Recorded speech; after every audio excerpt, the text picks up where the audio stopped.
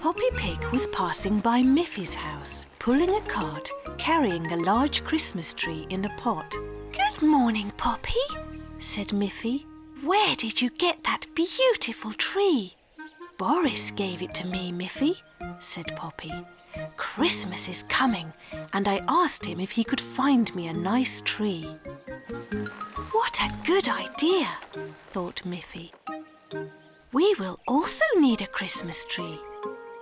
Miffy went inside and asked her mother, "May I go into the forest to ask Boris Bear to find us a Christmas tree?" "Yes, Miffy, but you must be home in time for lunch." So off she went, across the meadow and into the forest.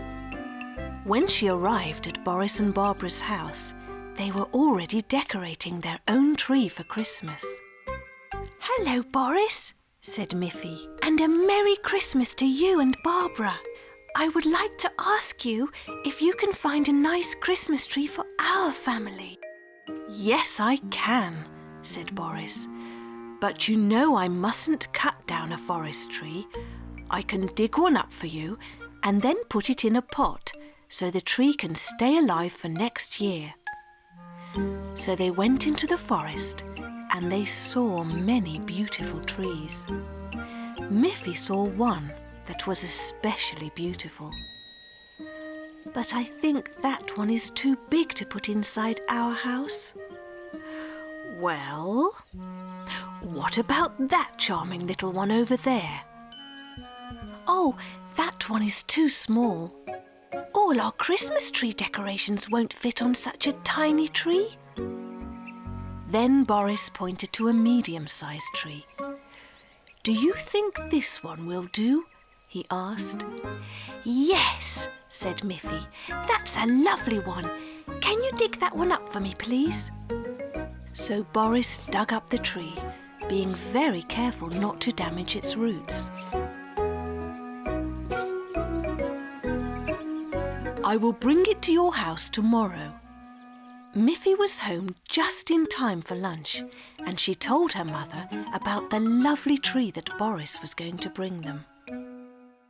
The next evening, Miffy and her mother and her father were busy decorating the tree. It looked so beautiful and even had flashing lights.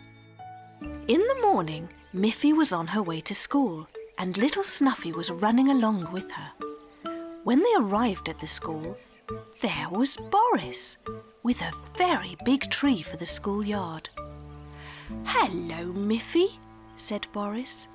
"This is the tree that you said was too big for your house, but I thought it would be just perfect for your school." The school teacher and all the children were very pleased to have such a wonderful tree for their school. All the children were soon at work, making decorations for their new tree. It was going to be so beautiful. Then Boris knocked on the window. "I have another surprise for you, Miffy. I also brought the tiny tree. I think it will be perfect for Snuffy." "How wonderful," said Miffy. "Snuffy's own special Christmas tree to put near her doghouse." All the school children were happy with their big tree. At Christmas, Miffy and her parents were happy with their medium-sized tree. And little Snuffy was very, very happy with her very own tiny tree. One bright summer morning, Miffy was ready to go to school, so she went out to get her scooter. She was very surprised to see that her scooter had turned yellow. "That's very strange," thought Miffy. "I thought my scooter was red." She walked around the scooter. There was nothing remarkable to see, except for the changed colour. Miffy carefully touched the frame to see whether the yellow colour might have been painted on, but it hadn't. She ran back into the house. "Mother," she asked, "can a scooter change colour overnight?" "I don't think so, Miffy," said her mother. But yesterday my scooter was red, and today it's yellow, said Miffy. There must be a reason for that, Miffy, said her mother. Best to take the yellow scooter to school now, and we will solve the puzzle later. So Miffy went to school on the yellow scooter. She was very puzzled. How could this have happened? She wondered. All day she wondered about what had happened to her red scooter, and she couldn't concentrate on her lessons. When class was over, Miffy came out of school with her friend Melanie and looked at the other children's scooters. There was a blue scooter. There was a green scooter. There was a brown scooter, and there were 2 yellow scooters. But there was no red scooter. Well, said Miffy, I still have to solve the mystery. Melanie was surprised too. I thought you had a red scooter, Miffy, she said. So did I, said Miffy. But when I woke up this morning, my red scooter had changed into yellow, just like magic. Would you like to ride home with me, Melanie? Maybe you can help me find out what happened. Melanie got on her blue scooter, and the 2 girls rode to Miffy's house. There they saw a bright red scooter right in front of the house. Miffy was surprised. How can I have 2 scooters? She wondered. Just then Miffy's father came out of the house. Hello, girls. I'm glad you came straight home from school. The yellow scooter must be returned to Grunty. Grunty? Said Miffy. Yes, your scooter needed new wheels, Miffy. I asked Poppy Pig if we could borrow Grunty's scooter for one day. I took your scooter to Grandfather's workshop. He fixed it this morning. But I promised Poppy to return Grunty's scooter today. So that explains the mystery, said Miffy. Let's go visit Poppy and Grunty to return the yellow scooter, and we can bring them some nice fresh carrots from our garden as a present. That's a good idea, said her father. Miffy and Melanie collected a basket full of carrots. While they were collecting carrots, Miffy said to Melanie, Sometimes there is mystery in nature as well, like these green leaves. They are actually orange carrots. They all had to laugh.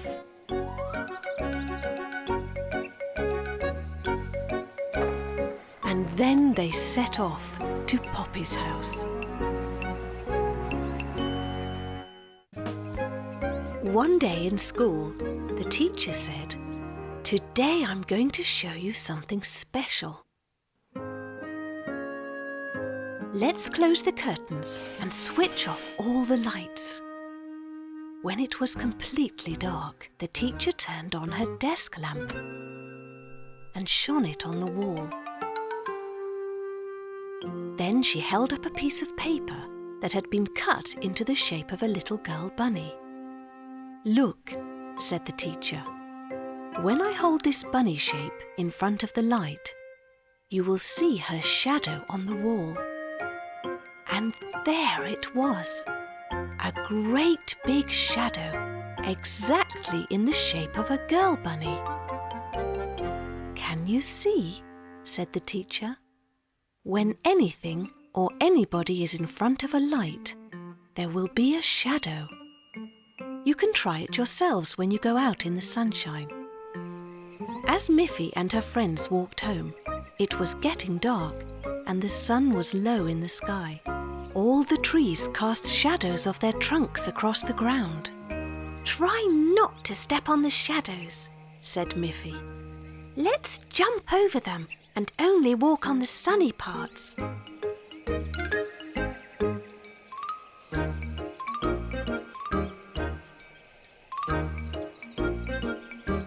What fun it was! The little girl bunnies giggled and laughed as they jumped along, being very careful not to step on the shadows. Miffy was still laughing when she arrived home and waved goodbye to her friends. At the dinner table that evening, she told her mother and father everything she had learned about light and shadows. But now it was night time and the sun had gone. It was time for Miffy to go to bed. After her mother and father kissed her goodnight, Miffy went into her room and changed into her pyjamas. She walked over to her bed and turned off the light. But just then, she saw something move on the wall. She turned the light back on, but she couldn't see anything. When she turned it off, there it was again. "What's that in my room?" thought Miffy. She was a little frightened. She went to her door and called her parents. "Mother, Father, there's someone in my room." Miffy's mother and father came straight away, but they couldn't see anyone in Miffy's room. Except Miffy. "But there is something," said Miffy. "Look, when I turn off the light, I can see something moving along my wall." And there it was. Something very big with very long ears. Father Bunny laughed. Mother Bunny laughed too. "That's your own shadow, Miffy," said her father. "How can it be my shadow?" said Miffy. "There is no sun and the light is off." "But look out the window, Miffy," said her mother. Yes, it was night time and there was no sun. But Miffy could see a full moon shining brightly in the sky. "When the moon is very bright, it can also cast shadows, Miffy," said Father Bunny. "That was your very own shadow moving on the wall, cast by the light of the full moon." Miffy understood and was happy she had discovered her own shadow. On a bright but very cold winter day, Miffy and Grunty were having fun throwing a ball back and forth in Miffy's garden. Snuffy was there too, running and jumping up, trying to catch the ball herself.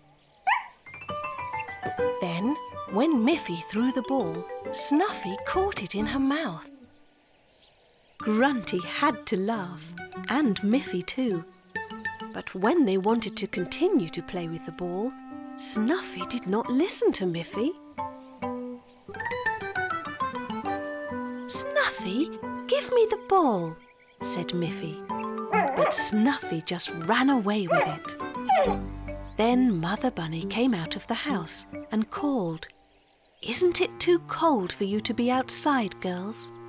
Even the water in this flower pot is frozen. I have made some hot chocolate for you to warm you up again. Come in, girls." So Miffy and Grunty went in and enjoyed the delicious hot chocolate. Snuffy stayed outside, pushing and chasing the ball. Later, when the two girls were playing in Miffy's bedroom, they heard Snuffy barking and barking. And when they looked out of the window, they saw she was covered with snow. Everything was covered with snow. The snow had fallen so quickly that while they were inside playing, the whole world around them had suddenly become white. All excited, they ran to Mother Bunny. "Mother, Mother," said Miffy, "can't we go to the lake now? It will be so beautiful there, with the snow on the meadow, and maybe the lake will be frozen." "Yes, and we can take the ball too," said Grunty, "so Snuffy can play with it." Just then, Father Bunny arrived home and heard what the girls were saying. "I will drive you to the lake in the car, and I will test the ice on the lake to see if it is thick enough." So Miffy and Grunty and Snuffy all jumped into the car and they drove to the lake. "Look," said Miffy, "the lake is frozen. We should have brought our ice skates." "Maybe you can bring them another day, Miffy," said Father Bunny. "But for now, I'm sure you'll have lots of fun playing with the ball in the snow." Father Bunny tested the ice. "If the weather stays cold, the ice will be thick enough to go skating in a few days," he said to the girls. "Good," said Grunty. "Let's throw the ball so Snuffy can run after it." That was their new game. Miffy and Grunty took turns throwing the ball out into the snow. And Snuffy had great fun too, slipping and sliding all over the icy snow, trying to catch the ball. She was having such fun. Then, when Miffy threw the ball again, it rolled away too far and onto the lake. "Oh no," said Miffy. "Now the ball is on the ice, and the ice isn't strong enough yet to carry us." But Snuffy had already gone after the ball. "No, Snuffy, the ice isn't strong enough yet," shouted Miffy. This time, Snuffy did stop and listen to Miffy. She turned around and ran back. They were all very relieved. "That was very good, Snuffy. In a few days, we will come back and get it for you." One day, Miffy and her friends were playing a game. Aggie was pretending to be ill and was lying in Miffy's bed with a thermometer under her arm. Miffy was the nurse. She pulled out the thermometer, looked at it, and gasped. "Doctor, doctor," called Miffy, "I think you should come and look at Aggie." Then Dr. Melanie came in and lifted Aggie's hand. "This could be serious," she said. "We must give Aggie some medicine." "Oh dear," said Miffy. "We have no medicine, doctor." So Melanie went to the kitchen and called out, "Mrs. Bunny, do you have some medicine we can give to Aggie?" Miffy's mother smiled, but she didn't want to spoil the game. She knew the little bunny girls liked to play doctor. So she said, "Well, I do have some excellent sweets. I'm sure they will make Aggie well in no time." And she gave Dr. Melanie a bowl full of colourful sweets.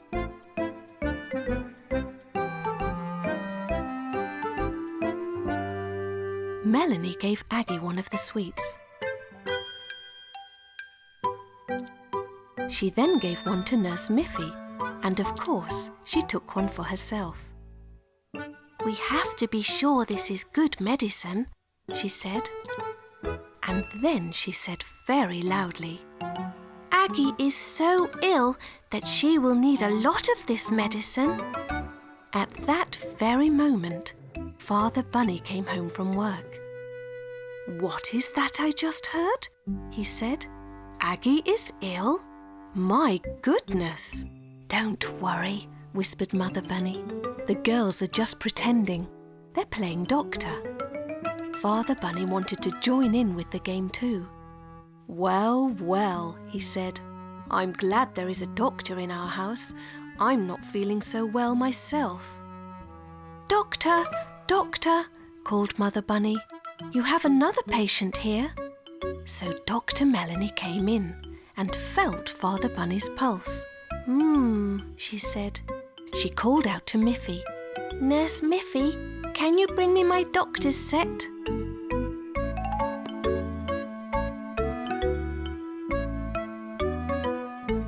Miffy came in carrying the case. "Here it is, Dr. Melanie."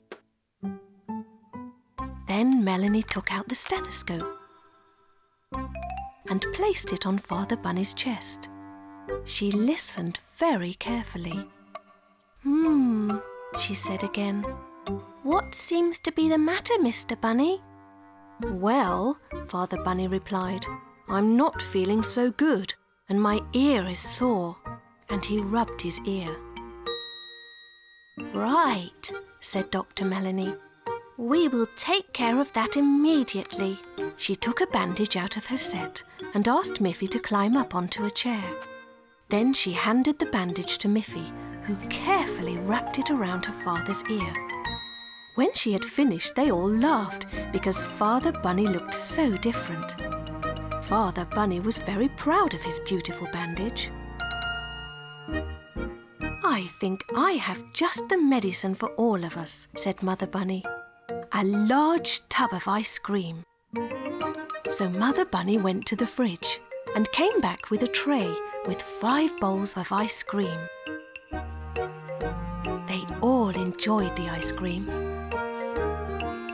This is the best hospital I can imagine, said Father Bunny, and they all felt much, much better.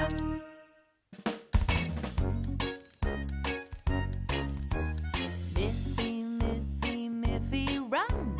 With her friends she's having fun. Snuffy, grunty, Boris bear, Pop